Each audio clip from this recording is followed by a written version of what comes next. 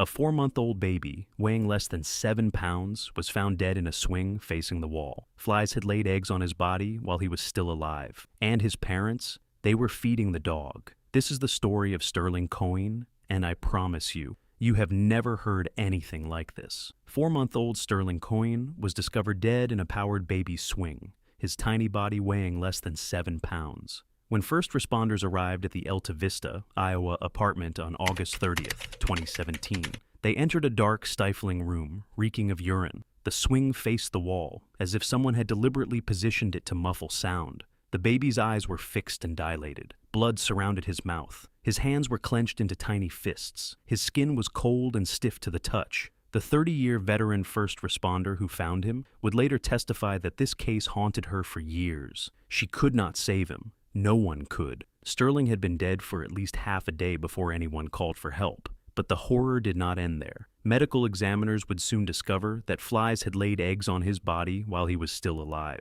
Maggots in various stages of development covered his clothing, his skin, and saturated his diaper. The baby had been left completely alone for somewhere between 9 and 14 days. Sterling Koehn entered the world in chaos. His mother, Cheyanne Harris, was 9 months pregnant and attending a party when she experienced what she believed were severe digestive issues. Multiple trips to the bathroom and laxatives provided no relief. On her final visit to the restroom, she realized she was in active labor. Sterling's head was already visible. She called for Zachary Koehn, her boyfriend, who instructed her to get into the bathtub for a water birth. Zach claimed he had seen it done before, though he had never attempted it himself. An ambulance transported both mother and infant to the hospital. Sterling remained hospitalized for several days due to concerns about fluid in his lungs from the bathtub delivery. The hospital discovered substances in Sterling's system at birth. Despite this alarming finding, no one contacted Child Protective Services. No one spoke up.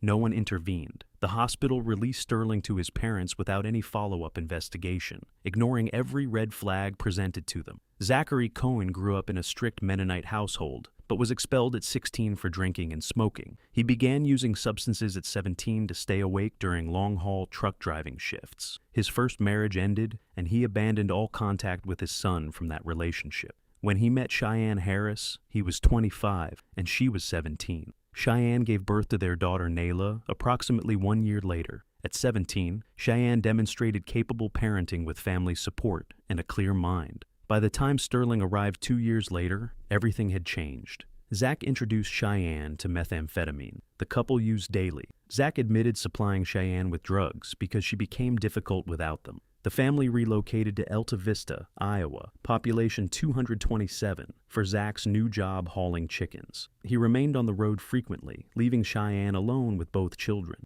A neighbor named Jennifer Shriver noticed Cheyanne struggling and offered to babysit. Jennifer Shriver watched Sterling and Nayla on 2 occasions, each time for 17 hours, while Cheyanne accompanied Zach on truck trips. The neighbor loved having both children in her home. She received detailed written instructions from Cheyanne about their care. Both children appeared well-fed and clean when dropped off. However, Jennifer noticed Sterling seemed underweight for his age. When she mentioned this concern to Cheyanne, she was told Sterling had trouble with regular formula and needed a different brand. Jennifer found comfort in those brief hours she spent with Sterling. She fed him. She showed him affection. Nayla, at 21 months old, appeared healthy, nourished, and happy. She received attention from both parents. Cheyanne had been a capable mother to Nayla when she was 17. But 2 years later, while pregnant with Sterling, Cheyanne used methamphetamine daily. She was often alone in the apartment. Her family lived nearby. A neighbor offered help. Cheyanne chose drugs over her children.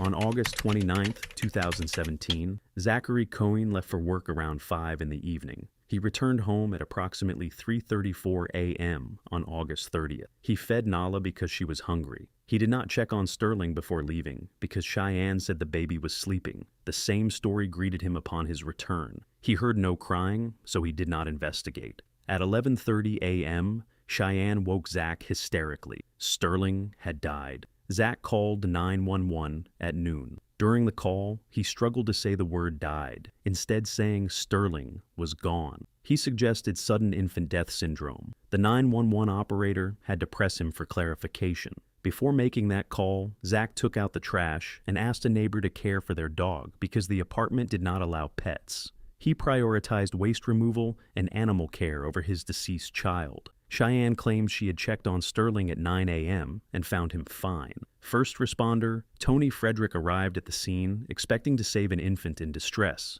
She found Zach, Cheyanne, and young Nala standing outside. There was no emotion on their faces. Zach simply pointed inside when she demanded to know the baby's location. Frederick entered the back bedroom and could not find a crib or any sleeping arrangement.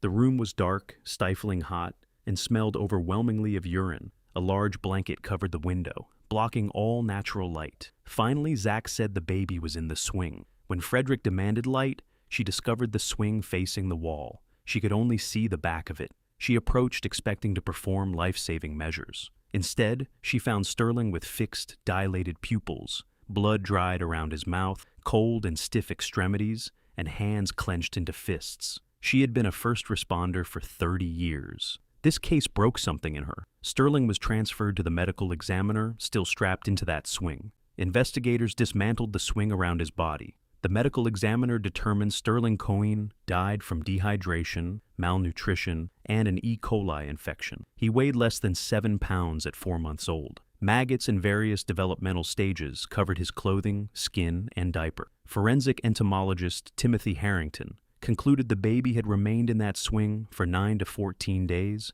without a single diaper change, bath, or being picked up. The urine and feces in his diaper chemically burned his skin until the flesh on his bottom, back, and legs began to slough off. The open wounds became infected with E. coli from his own waste. Flies were attracted to the extreme diaper rash and laid eggs while Sterling still lived. Maggots crawled across his body and through his clothing for days. Harrington stated the baby would have cried constantly from hunger, thirst, and pain. The swing was positioned facing the wall specifically to muffle those cries. Sterling had been dead for at least 12 to 24 hours before anyone reported his death. The most baffling aspect of this case involves the stark contrast in how the children were treated. Nala, Sterling's older sister, received adequate care throughout those 9 to 14 days. She was fed, bathed, clothed properly, and given attention. The family dog Leo also received food and care. Zach and Cheyanne fed themselves. They continued using drugs together. Nala watched movies in the living room, while Cheyanne, Zach, and a co-worker named Jordan Clark got high in the master bedroom. Jordan visited the apartment multiple times and never knew a baby lived there. Zach never mentioned his infant son.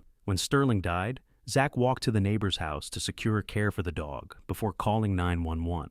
Cheyanne admitted to investigators that she felt shame about feeding Nayla cookies for breakfast, but showed no emotion discussing Sterling's death. She changed Nayla's diaper that morning. She never changed Sterling's. She simply walked past his room. Zachary and Cheyanne faced separate trials. Each blamed the other entirely. Zach testified he could not change diapers because he would vomit, an arrangement Cheyanne allegedly accepted. He claimed he trusted the wrong person and expected Cheyanne to ask for help. He took no responsibility for ignoring his son for weeks. Cheyanne's defense argued postpartum depression and drug addiction clouded her judgment, though she had cared for Nayla effectively during the same period. Both parents pleaded the Fifth Amendment when subpoenaed to testify against each other. Neither would speak against the other in court. Cheyanne's mother, Brandy Harris, testified under subpoena and received death threats requiring police protection. Cameras captured audio only of her testimony. Cheyanne cried watching her mother, but appeared otherwise emotionless.